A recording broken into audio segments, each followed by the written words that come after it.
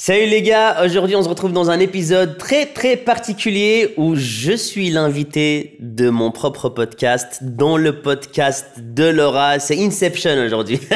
On sait plus où on est. Salut Laura. Exactement, salut Loïc. Comment je suis tu vas? ravie d'être avec toi aujourd'hui. Merci. Ça va très bien et toi? Très bien. Ultra excité de cette rencontre parce qu'on l'a planifiée pendant des mois. Avant le Covid. Avant le Covid et nous voici finalement... Exactement. Donc aujourd'hui, c'est un petit peu particulier puisque je te reçois sur mon podcast Histoire de Dubaï, sur les francophones à Dubaï, mais on est également sur ton podcast. Donc tout d'abord, pour mes auditeurs, et puis c'est l'occasion aussi pour tes auditeurs de te redécouvrir, Ouais. Est-ce que tu peux te présenter? Alors, Jean-Marc, 34 ans. Alors, je m'appelle Loïc Saï.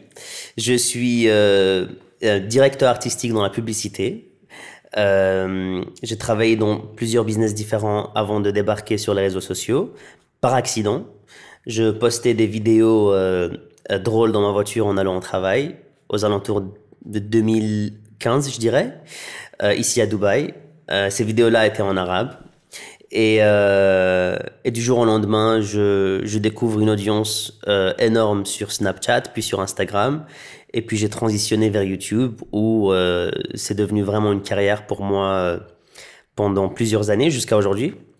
Et donc mon business principal, c'est ma chaîne arabe où j'ai plus de 2 millions d'abonnés et 300 millions de vues. Et plus encore, j'espère. Et par passion, j'ai ouvert une chaîne francophone où j'ai testé un peu différents formats dans les vlogs, les vidéos un peu comédie. Et j'ai posté quelques podcasts récemment et je suis tombé amoureux de l'idée de rencontrer des francophones à Dubaï et de découvrir leurs histoires. Un peu comme toi, mais aujourd'hui, tu découvres la mienne. Exactement. Voilà.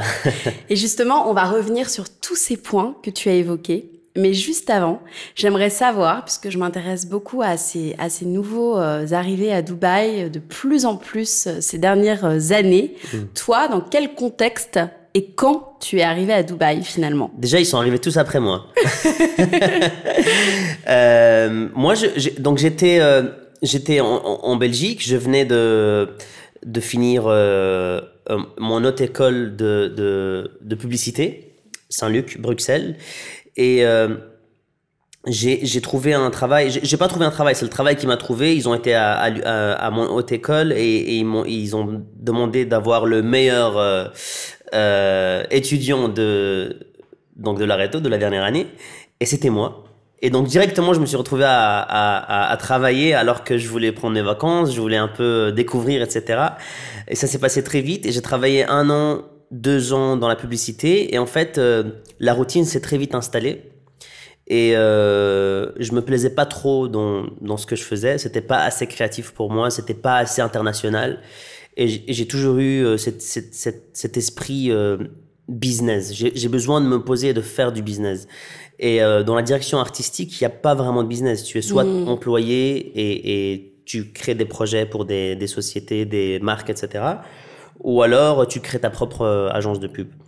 Et là, je reçois un coup de fil de mon papa qui était déjà à Dubaï, qui est joaillier depuis l'âge de 11 ans, je pense, et qui avait des magasins en Europe, et il a tout fermé, et il est venu s'installer à Dubaï parce que c'est beaucoup plus safe, beaucoup plus, on va dire, stable pour un joaillier de travailler ici. Et donc ce coup de fil, Loïc, j'ai besoin de toi. Je suis en train d'agrandir le business et j'ai besoin de toi et de toute la famille. J'ai dit bingo. Moi, je me plaisais pas trop en Belgique. Donc, sur un coup de tête, vraiment, je débarque à Dubaï. Je ne connais rien. J'avais visité 1 ou 2 fois. Mais j'avais visité en 2006, 2008. Il y avait pas grand chose. Ouais. Il y avait des rats. Il y avait Dera City Center, il y avait Dubai Mall n'existait pas, la Marina existait un tout petit peu, quelques buildings, ça commençait. Mais quand j'ai débarqué, ils m'ont vu, ils se sont dit non, on doit vraiment développer pour Loïc. Et en fait, voilà, donc j'arrive en 2012, pas d'amis, pas de cercle social, c'était boulot parce qu'on montait le projet avec mon père. Et j'avais vécu un peu l'ancien Dubaï, le Dubaï très brut, le Dubaï business, tu vois. C'était pas DIFC, downtown, c'était pas fancy, tu vois. C'était vraiment boulot, boulot, boulot. Et c'était pas facile au début, parce que tu viens quand même d'un milieu, on va dire d'un cercle européen, d'un esprit européen, et tu débarques dans un quartier très arabe. Dera, c'est très arabe. Et tu dois un peu changer ta mentalité. Exactement. Et changer ta mentalité veut parfois aussi dire sacrifier un peu le savoir que tu as, sacrifier parfois le niveau d'éducation que tu as, l'étiquette que tu as, pour un peu comment on dit, fondre dans la masse, dans la foule. Fondre dans la masse, exactement. Ah, j'ai bien, ouais. J'aurais pas dû demander. Et voilà, et en fait, je voyais mes amis qui débarquaient à Dubaï, et eux commençaient à être engagés dans des sociétés du côté justement fancy de Dubaï. Et je voyais leur vie et je me disais, waouh, c'est quand même pas mal, tu vois. Ils sont costard cravate tous les jours, ils sont à DIFC dans des quartiers branchés, ils connaissent des gens intéressants. Et c'est vrai que j'aspirais beaucoup à ce lifestyle.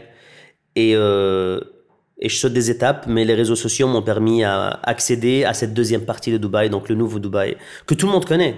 En fait, aujourd'hui, le Dubaï que moi j'ai connu, très peu de gens connaissent, mais c'est une très bonne base pour commencer. Mais ce que tu dis sur l'intégration, je trouve ça très vrai. Enfin, moi, ça fait 1 an que je suis à Dubaï, et c'est ce que je dis toujours. Enfin, faut vraiment poser son cerveau, oublier tout ce qu'on a connu, tout ce qu'on a vécu, tous nos repères, et vraiment arriver vraiment nouveau-né à Dubaï et s'imprégner de tout ce que la ville a à nous offrir. Mais c'est pas facile. Il faut vraiment oublier tout ce qu'on a connu avant. Aujourd'hui, toi, si je reprends ta bio, ta description Instagram et ce que je peux voir de toi, tu es acteur, réalisateur, youtubeur, créateur de l'agence créative Sai Media. Tu parles également 5 langues. Moi, je me demande à quel moment tu dors, en fait, finalement. Je deviens chef aussi. Je suis en train d'apprendre à cuisiner. Wow. Non, mais tout ça semble compliqué, mais je pense pas. J'y pense pas vraiment. Mais je prends tout ce qui m'intéresse. Et je pense que c'est pour ça que je fais plein de choses. Je suis très passionné par tout ce qui est artistique, et tout ce que tu as dit est englobé par l'art, le monde de l'art. Sai Media, c'est une boîte de prod, mais aussi une agence de pub, donc aussi on est toujours dans la créa. Acteur, réalisateur, oui, c'est toutes les choses en fait qui sont venues à moi. J'ai pas été les chercher en fait. Les langues, parce que voilà, je suis d'origine irakienne, j'ai grandi en Tunisie. Donc mon enfance était en arabe, puis j'ai transitionné en Belgique pendant 12 ans, donc français. J'arrive ici, l'anglais. Ah, j'oublie, en Belgique on parle aussi néerlandais, donc c'est de là la 5e langue. Et donc toutes ces histoires-là sont venues à moi, un peu comme Slumdog Millionnaire, quand tu vois le film où en fait toutes ces réponses, il a pas été les chercher. Et mais parfois c'est difficile de savoir ce que tu es. Parfois les gens me demandent ce que je fais, et je me sens un peu perdu, parce qu'en disant toutes ces choses-là, les gens ont l'impression que tu sais pas ce que tu veux dans ta vie. Pourtant, j'aime toutes ces choses-là. J'aime bien jouer dans des comédies. J'aime beaucoup réaliser des publicités, des documentaires. J'adore mon YouTube. C'est quelque chose qui m'inspire tous les jours. Et ma boîte de prod, ça aussi rajoute l'aspect business qui m'a toujours manqué à l'époque. Donc voilà, je suis un peu tout ça. Après, mes journées peuvent être très remplies. Parfois, je mets beaucoup de pression sur moi-même, et parfois je fais rien. Non, mais pour moi c'est très lié en fait, et c'est vrai que je me suis pas du tout posé la question que tu savais pas ce que tu voulais faire. Au contraire, tout a un lien, c'est la création tout simplement, et c'est ta raison d'être en fait. Et on peut être slasher et tout a un lien en fait finalement. Ouais. Il y en a qui sont profs de yoga et décorateurs d'intérieur, et en fait finalement c'est un lien. Et ouais, c'est vrai. C'est vrai. Tu vois, ouais, non, je me suis pas du tout posé la question. C'est vrai que si j'étais réalisateur et comptable, ça aurait été bizarre, mais c'est vrai qu'on est toujours dans la créa.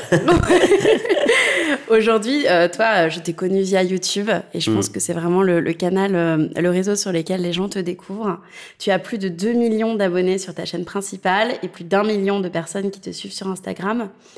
Comment l'aventure YouTube a commencé? Donc, tu disais que tu avais posté des petites vidéos, mais est-ce que tu peux nous raconter tes débuts voilà, sur YouTube, vraiment ce qui t'a donné envie d'investir ce média plus qu'un autre, par exemple? Oui, bien sûr, bien sûr. En fait, YouTube, tu dois avoir regardé beaucoup de vidéos sur YouTube avant de devenir YouTuber. Et je pense qu'inconsciemment, j'étais prêt avant de commencer, de par tout ce que j'ai groupé, de par toutes les analyses que j'ai faites depuis des années sur YouTube, mais inconsciemment. Moi, j'étais plutôt présent sur Snapchat.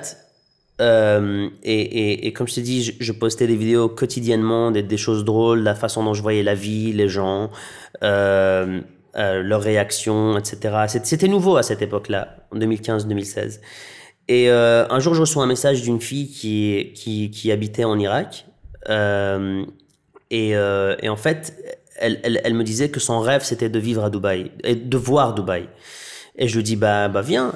Et elle me dit qu'en fait, elle est atteinte du cancer et à un stade très avancé. Très avancé. Et qu'en fait, elle était au lit et tout ce qu'elle voyait, c'était mes vidéos. Et elle était ultra fan de moi. Et je vois ce message et ça me trouble, en fait. Et je me dis, cette fille, elle avait 16 ans. Et son rêve, c'était de voir Dubaï. Et pourquoi ce serait un rêve de voir Dubaï, tu vois? Donc, la première chose que j'ai fait, sans même réfléchir, j'ai été acheter une caméra. Et j'ai en fait posté mon premier vlog sur YouTube. C'était ça, l'histoire.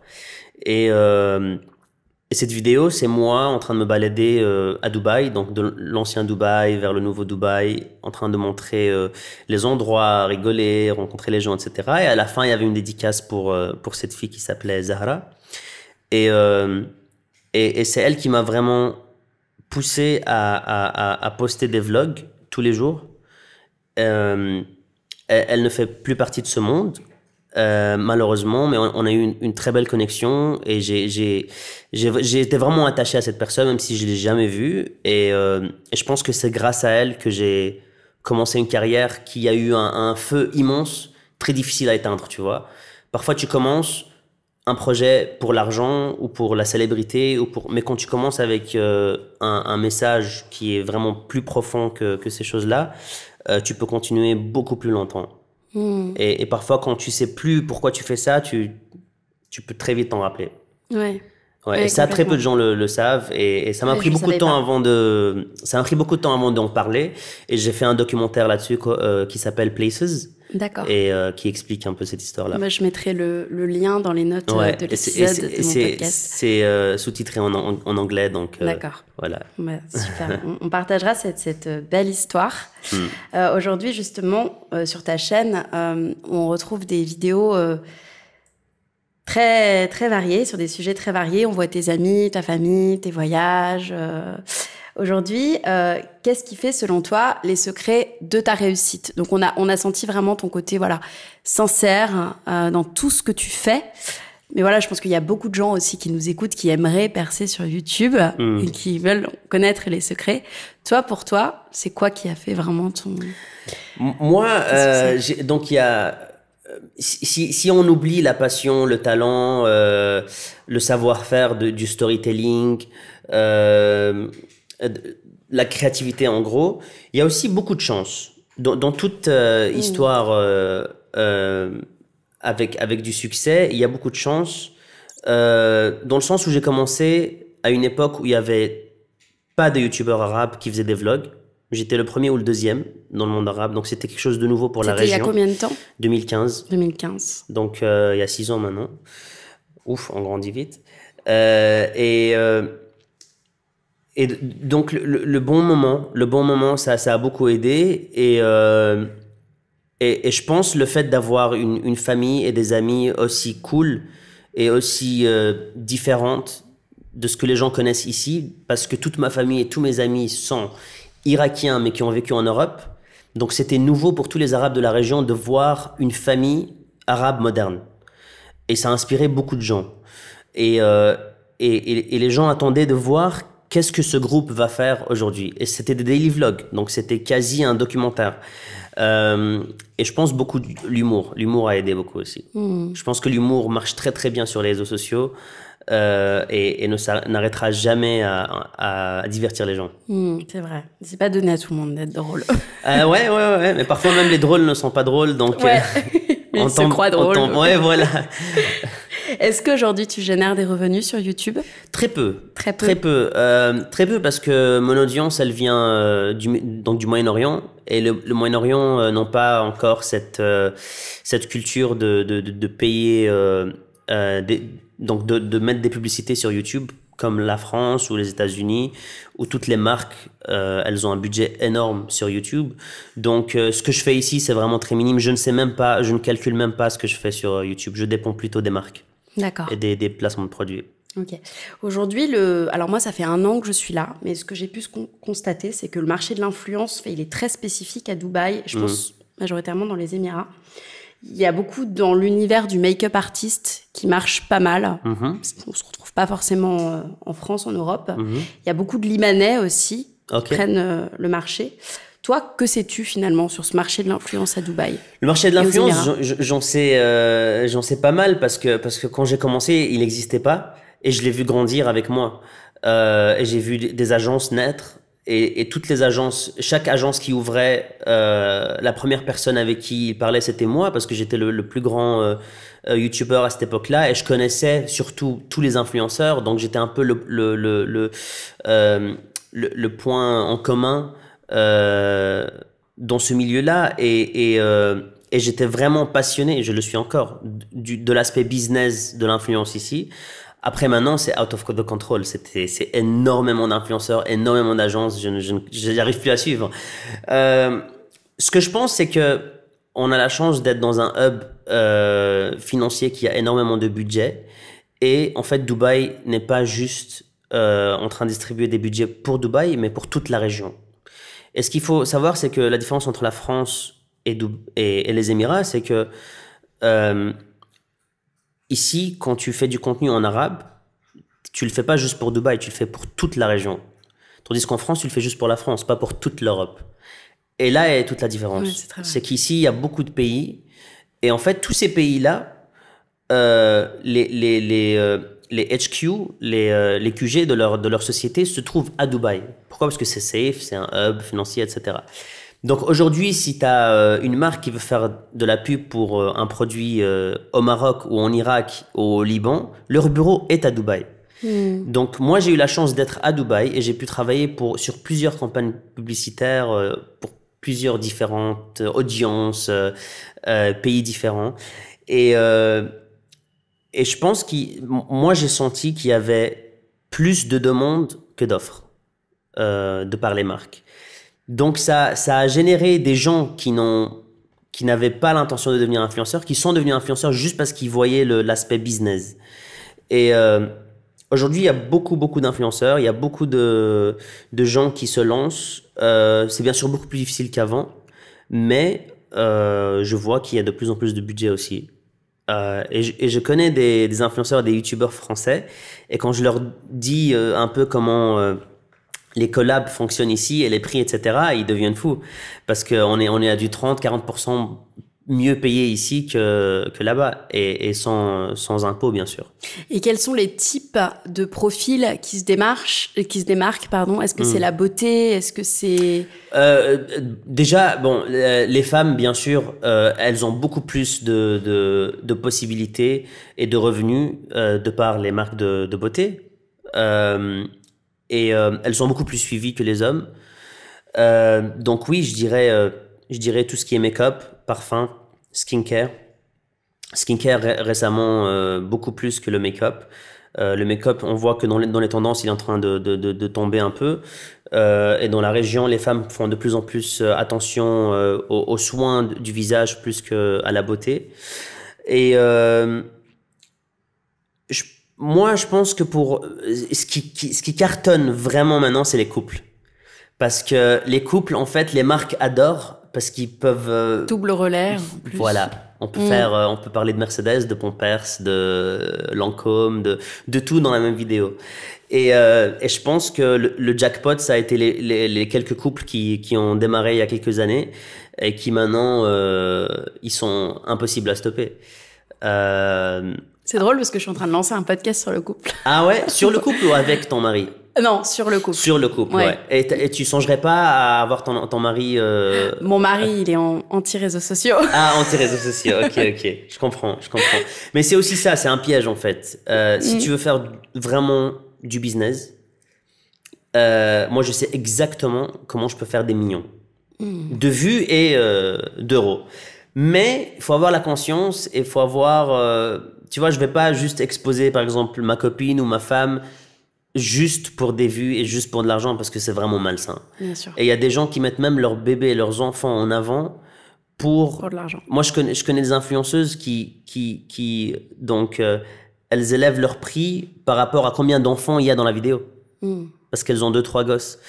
Et ça, je trouve que c'est un peu... on s'éloigne un peu de l'esprit divertissement, YouTube, etc. Et puis c'est un long débat, ça, de mettre en avant ses enfants. Après, je juge pas du tout ceux qui le font, mais après, c'est vrai que plus tard, les autorisations, c'est... Ouais. Voilà, c'est vraiment... c'est un long débat. Aujourd'hui, donc, toi, après 829 vidéos sur ta chaîne... déjà sur ta chaîne arabe, comment trouves-tu l'inspiration? Avant, à l'époque, quand j'étais vlogueur quotidien pendant 1 an, je cherchais pas d'inspiration en fait. Elle me venait comme ça parce que voilà, il y avait le coup de pression. Je venais de finir le montage du vlog d'hier, je le poste et je dois commencer à filmer aujourd'hui pour poster demain. Donc t'as vraiment pas le temps de préparer. Donc en fait, tout ce que t'as emmagasiné dans ta vie, tu le lâches pendant 1 an dans les daily vlogs. Et après, tu fais un burn-out pendant 2-3 ans, ce qui m'est arrivé aussi. Et là, tu te rends compte qu'en fait, tu t'es vraiment vidé de l'intérieur parce que t'as tellement parlé, t'as tellement raconté, t'as tout essayé. Moi, j'ai fait un cooking show, j'ai fait de la comédie, j'ai fait de l'expérimental, des vlogs, des documentaires. J'ai vraiment, même du make-up, j'ai sur ma chaîne. Donc j'ai essayé de tout essayer. Et aujourd'hui, l'inspiration, elle est liée aussi à ce qui marche sur YouTube. Donc on dépend beaucoup de l'algorithme, de ce que les gens recherchent. Et ça, c'est aussi un piège et ça me freine un peu parce que j'aime faire ce que moi j'aime. Et quand je fais ce qui marche, les pranks, les challenges, etc., je sens que c'est pas vraiment moi, mais je dois le faire pour le business. Et l'inspiration, oui, je la retrouve dans les comédies stand-up, dans le YouTube francophone parfois. J'aime bien innover ici dans la région, donc je cherche un peu ce qui se passe ailleurs. Parfois, je regarde des vidéos même coréennes. Je comprends rien, mais ça m'inspire. Mais je pense que quand tu es créative, tu l'es à vie. C'est quelque chose qui ne change pas. Et j'ai une question qui me vient. Est-ce que Dubaï, tu la trouves inspirante? Est-ce que tu trouves que c'est une ville que tu trouves inspirante ou tu trouves l'inspiration? Dubaï, quand il s'agit du business, elle est très inspirante. C'est-à-dire que quand tu te poses sur un fauteuil, tu sais qu'il y a énormément de gens qui sont en train de faire des business et que tu dois bouger, tu peux pas rester assise. Et c'est inspirant, c'est motivant, etc. pour te développer en tant que personne, en tant que business. Mais je pense artistiquement, l'Europe, c'est beaucoup plus inspirant. Niveau créa, tu as des mentalités là-bas tu as des conversations en Europe que tu peux rarement avoir ici. Ça commence maintenant de par les gens qui sont en train d'arriver, mais je pense que les vrais créatifs, les têtes chercheuses, elles sont vraiment, de ce que j'ai vu à Paris, à Bruxelles, à Londres, voilà. Aujourd'hui, donc, on le disait au départ, tu es acteur, réalisateur et créateur de l'agence AI Media. C'est une petite question. Comment es-tu tombé dans l'univers de l'acting, en fait? En fait, vu que j'ai démarré le YouTube donc j'ai fait de la comédie, j'ai écrit des sketchs et je les ai tournés, je les ai filmés, j'ai joué dedans. c'est ce qui a fait que les gens m'ont suivi. Donc ça m'a un peu donné de la force à y croire et à développer ce talent-là. Et je pense que c'est quelque chose qui est naturel et que je force pas. Donc j'ai beaucoup aimé ça et je suis en train de le développer encore et encore. Et j'ai fait récemment ma propre série. Web série? Ouais, web série, ouais. Et j'ai beaucoup aimé. J'ai vraiment beaucoup aimé parce que cette fois-ci, c'était plus ma caméra que je tenais avec ma main. C'était une équipe de 30-40 personnes autour de moi, avec un réalisateur qui est venu d'Italie, une productrice de Londres, l'écrivain de l'Australie. Et j'ai co-écrit le show. C'est ça Immédiat qui l'a fait. J'étais rôle principal là-dedans. Donc c'était vraiment le projet qui a regroupé tout ce qu'on fait. Et est-ce que tu as un agent, toi? J'ai pas d'agent. Pas du tout. Pas d'agent. C'est moi. C'est un one-man show depuis des années. Mais parfois, c'est vrai que c'est mieux d'avoir un agent. Et pourquoi et comment as-tu décidé de créer Saï Media? C'est venu comment, cette idée? En fait, quand j'ai collaboré avec des marques et que j'ai produit des vidéos sponsorisées pour eux sur ma chaîne, ils ont vu la qualité de travail, la production qu'il y a derrière, etc. Et certains d'entre eux sont venus me voir en disant est-ce que vous pourriez produire des vidéos juste pour nous, sans que ces vidéos-là soient sur votre chaîne ou que... et c'est là que l'idée est venue, en fait. Il y avait une demande pour... à l'époque, c'était soit des grosses boîtes de prod qui produisaient pour la télévision. Donc, on parlait de centaines de milliers d'euros pour une vidéo.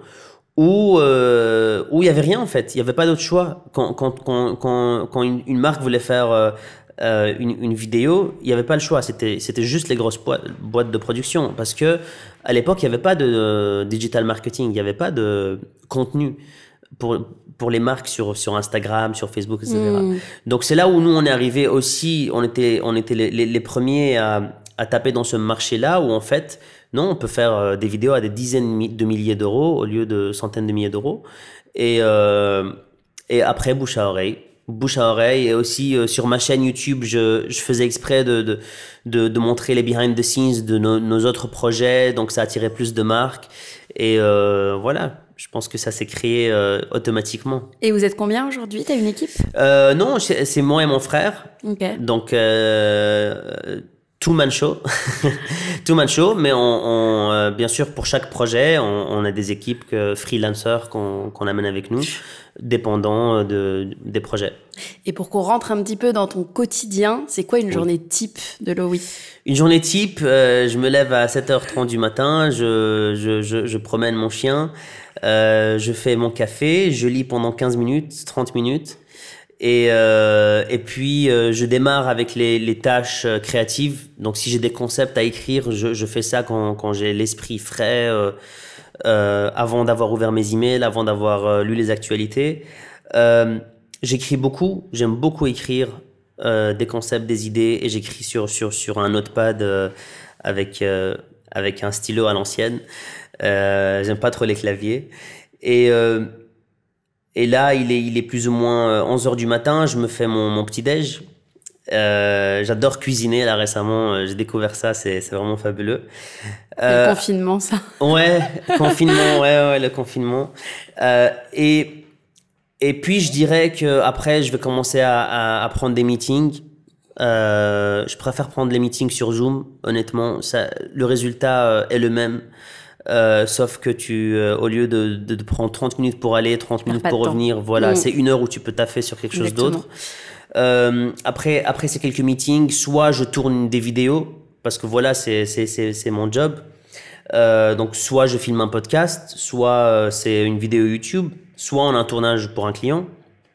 Et puis je reviens et tout ce qui est montage, email, etc., je laisse ça à la fin de la journée parce que c'est plus technique. Et ça ne requiert pas trop mon esprit parce que vraiment mon cerveau c'est mon outil de travail et si je le fatigue j'arrive plus à être créatif, j'arrive plus à être inspiré. Et voilà, à la fin, je passe quelques coups de fil, j'appelle des potes, des amis, ou je les vois. Parfois Netflix, parfois YouTube, parfois une chicha. Voilà. Voilà, une journée type c'est une journée que j'ai vécue hier, je pense. Voilà. Donc, Ouais, c'est intéressant. Et justement, tu parlais des podcasts. Tu as créé une nouvelle chaîne YouTube podcast qui s'appelle French Lowy. oui. Pourquoi cette nouvelle envie? Pourquoi cette nouvelle envie? Parce que je commençais justement pour rattacher un peu au début de la conversation quand je te disais que j'ai sacrifié beaucoup de mon identité francophone quand je suis arrivé ici. Je m'en suis beaucoup voulu parce que c'est pour moi ce côté francophone, la culture française, c'est l'une des plus belles choses qui m'est arrivée et je veux pas la perdre. Et donc je me suis dit voilà, je vais ouvrir une chaîne francophone et faire naître une petite bulle, même si on est quelques centaines, quelques milliers de personnes sur cette chaîne, ça me motive à me rappeler qui je suis entièrement et pas que mon côté arabe. Et franchement, je suis vraiment ultra heureux parce que les commentaires que je lis, ça me fait sentir qu'en fait, je suis comment dire, I still belong to, comment on dit ça? Tu appartiens. Oui, j'appartiens encore à ce monde-là, à cette communauté-là, parce que j'aime beaucoup ce qu'elle représente. Et franchement, mes followers sur ma chaîne française, c'est des amours. C'est vraiment des gens ultra intéressants, cultivés, intelligents. Et ils me permettent de faire des choses que je ne fais pas sur ma chaîne arabe, où on peut plus se poser, avoir des conversations plus deep, plus profondes. Et voilà, c'est ça, c'est de là où l'envie est venue. Et que ce soit dans ce podcast ou dans l'absolu, si tu pouvais me parler d'une rencontre qui t'a marqué. Dans ma vie que ce soit sur ce podcast ou dans ta vie qui a pu te faire avancer, qui a pu te... Bah, je dirais Laura.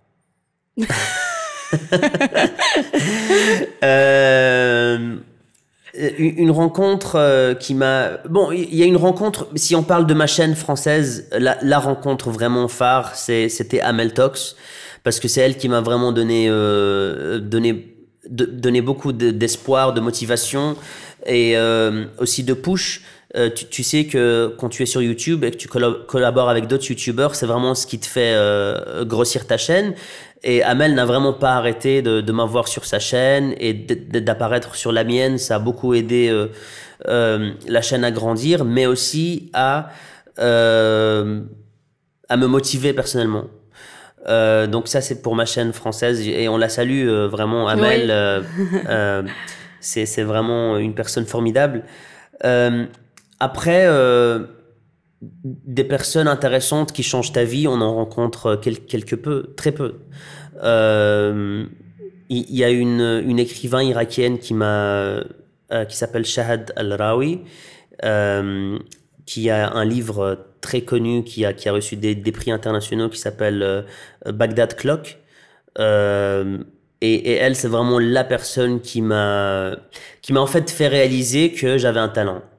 Parce que même après toutes les vues, tous les likes, tous les followers que j'avais, je ne savais pas en fait que c'était un talent. Je le faisais parce que je pensais que j'étais juste chanceux en fait. Elle m'a vraiment fait réaliser tous les outils que j'avais. Elle m'a fait lire de la philosophie, elle m'a fait donc c'est vraiment une personne qui a changé un peu ma vision des choses, mais qui m'a appris aussi à rester humble et avoir les pieds sur terre mais je pense que des rencontres, on en a une dizaine qui quand tu les groupes tout ensemble, tu vois que ça te change. Tout à fait. C'est quoi tes projets? Mes projets, donc cette année-ci, je me concentre full sur Saï Media parce qu'on a un grand potentiel et on a un peu freiné la cadence les 2 dernières années parce qu'on était plus concentré sur mes réseaux sociaux et sur d'autres projets. Mais je pense que l'aspect artistique, produire des vidéos pour des marques de luxe, pour des parfums, etc. Ça, c'est des choses qui m'inspirent. Et aussi, on produit des podcasts pour des sociétés. Donc voilà, on a l'aspect technique, on a l'aspect artistique. Et c'est vraiment ça, mon projet ultra ultra important pour cette année-ci. Et mes réseaux sociaux, bien sûr, ça continue. C'est quelque chose qui ne s'arrête jamais. Ça, c'est devenu vraiment ma routine. Donc, je le mets même pas dans mes projets parce que c'est ma vie quotidienne. On suivra tout ça. Je vais juste finir par des petites questions sur Dubaï que j'aime bien poser. Si tu pouvais me citer un souvenir marquant à Dubaï. Un souvenir marquant à Dubaï, je pense que c'est le plus grand souvenir. Bon, pour moi, c'est quelque chose d'ultra important pour moi. Quand tu vis ici, en fait, tu te rends compte à quel point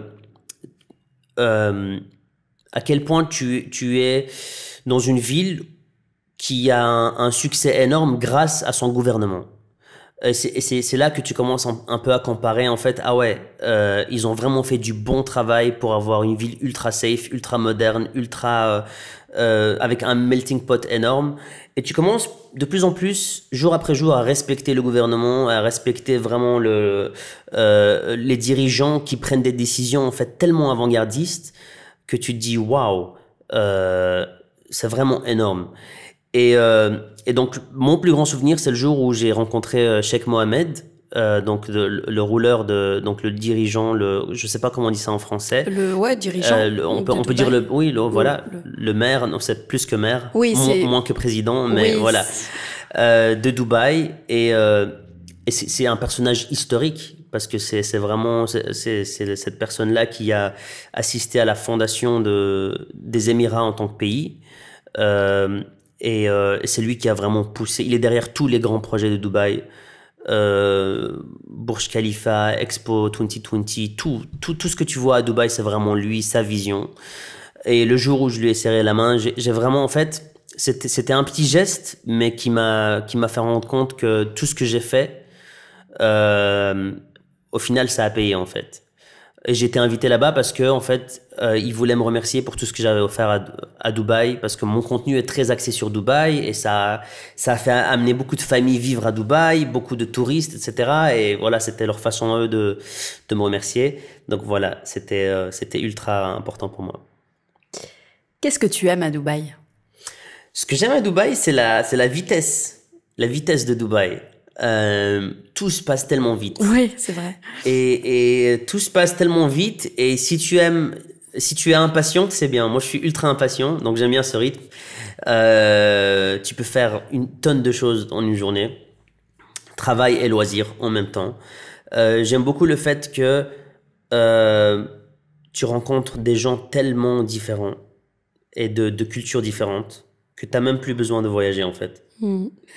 Et il y a très rarement une routine qui s'installe. Vraiment. Très rarement. Je pense que c'est les choses primordiales. Après, je peux continuer. Hein. Il y a aussi l'aspect sécurité. T'as vraiment aucun danger à Dubaï. Enfin, t'as vraiment très peu de danger à Dubaï. Et je pense que inconsciemment, c'est plus sain de vivre dans une ville comme ça que dans une ville où t'as toujours peur qu'il se passe quelque chose, des agressions, des accidents, voilà. Mais c'est déjà pas mal. Dubaï, c'est une histoire d'amour. Ouais. C'est une histoire d'amour pour moi, ouais. Parce que en fait, ça connecte mes deux cultures, voilà, et il y a aucune ville au monde qui peut offrir ça, avec cette excellence-là. À quoi ressemblent tes week-ends? Mes week-ends, alors ici les week-ends à Dubaï, pour les gens qui nous écoutent de France, c'est très particulier. Nos week-ends démarrent le vendredi et puis se terminent le samedi et on commence notre semaine le dimanche. Et ça va te prendre quelques années, toi, à t'y mettre. Ouais. Ça m'a pris quelques années. Mon week-end, le vendredi, ça commence très souvent avec un petit déjeuner avec la famille à l'extérieur sur une terrasse. Et puis à notre aise, on prend notre café et il est midi. Je me dirige vers mes potes. Et là, le lunch, c'est avec mes potes. Mais très posé, très posé. On a fait les fous au début. On faisait la fête tous les week-ends. Mais là, on est vraiment relaxé. On prend du plaisir à déguster, à parler. Puis un peu, peut-être un petit FIFA, un petit Risk, un petit Monopoly. Rien de fou, vraiment. Ouais. Rien de fou. Parce que je veux pas trop me fatiguer pendant le week-end parce que j'ai un programme très chargé pendant la semaine. Donc j'essaie aussi d'être un peu responsable. Si tu as quand même 2-3 adresses coup de cœur à nous citer. 2-3 adresses. Ou une. Il y a un café que je viens de découvrir récemment, le 515 Café. 515 Villa. D'accord. Non, je reformule. Villa 515. Ok. C'est vraiment une petite terrasse ultra charmante, romantique, très verte. Et en fait, c'est un mix entre une galerie de parfums et un café. Et c'est vraiment très beau. J'aime beaucoup. Un autre coup de cœur, c'est vraiment le quartier Al-Fahidi. Oui. Al-Fahidi, c'est mon échappatoire. Quand j'ai besoin de vraiment respirer, je vais là-bas. C'est un ancien quartier émirati, un vrai quartier émirati où, en fait, c'est des très petites ruelles et c'est comme un labyrinthe. Et tu as des galeries, tu as le musée du café, tu as des petits magasins qui vendent des choses un peu à l'ancienne. C'est un quartier qui se transforme en espace artistique une fois par an. Ils font le Sika Art Fair. Et en fait, là, ils amènent des artistes de partout dans le monde. Et chaque petite maison devient une galerie pour cet artiste-là. Et j'invite vraiment les gens à découvrir ce quartier-là et voir, je pense que c'est en mars qu'ils font le Sika Art Fair. C'est vraiment ultra intéressant. Ah oui, mais on le fera parce que c'était le Covid l'année dernière. Ouais, ils l'ont pas fait. Ils l'ont pas fait, mais je pense qu'ils vont le faire cette année. Ouais, on verra bien. Et j'ai une toute dernière question pour mes auditeurs. Déjà ? Et tes auditeurs. Si tu devais dire quelque chose à ceux qui nous écoutent et qui rêvent de s'expatrier à Dubaï, un conseil, quel qu'il soit. Un conseil, moi je dirais, je veux pas dire de bêtises, parce que moi j'étais chanceux de venir et mon papa avait déjà l'appartement, la voiture, etc. Je pense faire énormément de recherches pour trouver un travail avant d'arriver ici. Et franchement, si une fois que vous avez un travail, juste venez. Juste venez et y a pas de danger, il y a rien à craindre. Faut juste être ultra responsable à Dubaï parce que la vie coûte cher. Et faut être vraiment ambitieux et ne pas avoir peur de la pression parce que quand tu viens dans une ville comme Dubaï, c'est vraiment, ça te forge. Je pense comme Paris, comme New York, c'est des villes un peu brutes où tu dois vraiment créer un personnage fort, puissant pour pouvoir continuer. Parce que c'est beau Dubaï, mais une fois que tu travailles, tu dois vraiment être avoir la vision claire, en tout cas. Franchement, moi j'ai hâte que des gens viennent à Dubaï, qui viennent découvrir, parce que c'est vraiment une expérience énorme. Ça te change. Et c'est très difficile de l'expliquer. C'est beaucoup plus facile de le vivre et de s'en apercevoir. C'est peut-être pas facile, ça dépend d'où ces gens-là vont venir, mais c'est un changement énorme. Du coup, pour moi, c'était un changement énorme de comparer la Belgique aux Émirats. Et par moments, je me dis, qu'est-ce que je faisais en Belgique, en fait? Parce que la vie est 10 fois plus lente en Belgique qu'ici. Donc, tu apprends 10 fois moins vite, tu rencontres 10 fois moins de gens, tu évolues 10 fois moins vite. Et j'ai aussi découvert mon rêve ici. Mon rêve n'était jamais de devenir connu ou de devenir comédien ou acteur. Donc, ce sont des villes qui te permettent de découvrir peut-être des talents que tu ne savais pas que tu avais. Donc voilà, faites vos recherches. Venez peut-être 2-3 fois en vacances. Quand vous venez en vacances, prenez un jour ou deux pour faire des job interviews. Tissez-vous un cercle avant de venir ici ou en venant ici, parce que sans cercle, c'est très chaud à Dubaï. Et voilà, je pense que elle est faite aussi pour accueillir des gens, Dubaï. Donc tout est prêt pour accueillir des gens et pour que tout roule très vite. Et voilà. Merci beaucoup, Loïc. Merci, Laura. Ça fait bizarre d'être l'invité sur ma chaîne. Bon, sur ta chaîne, oui, ça fait pas bizarre, mais sur la mienne, ça fait bizarre. Ouais, bah Ouais, écoute, mais un tout c'était- grand merci pour c'était toi génial. et j'aime beaucoup ton l'aura que tu dégages. Tu es ultra sympathique. Je te souhaite beaucoup de chance pour ton podcast et Bah, pour tous tes merci projets. beaucoup. Et je pense que tu as énormément de potentiel et j'essaie de convaincre Laura d'investir dans une caméra pour faire des vidéos Oui, podcast. c'est vrai. Donc peut-être à suivre. Complètement. Et voilà, je remercie tes abonnés aussi ou tes auditeurs et merci à toi d'avoir pris le temps de faire cette interview. Bah, merci beaucoup. L'interview sera diffusée donc sur toutes les plateformes d'écoute. Ok, Apple Podcasts, Spotify, Deezer, à retrouver sur le compte Instagram Low from Paris et Histoire de Dubaï. ok. Lo Voilà. from Paris. Donc Lo comme Laura, from Paris. Paris et Histoire et Histoire de de Dubaï. Dubaï. Ouais, parfait. Bah écoute, un tout grand merci. Merci à toi, c'était top. Donc pour ma chaîne, si vous me regardez sur ma chaîne, merci d'avoir regardé. N'oubliez pas de vous abonner, de lâcher les commentaires et les likes et d'aller suivre Laura partout. Et voilà, et je vous dis à la semaine prochaine. Ciao, ciao. Ciao.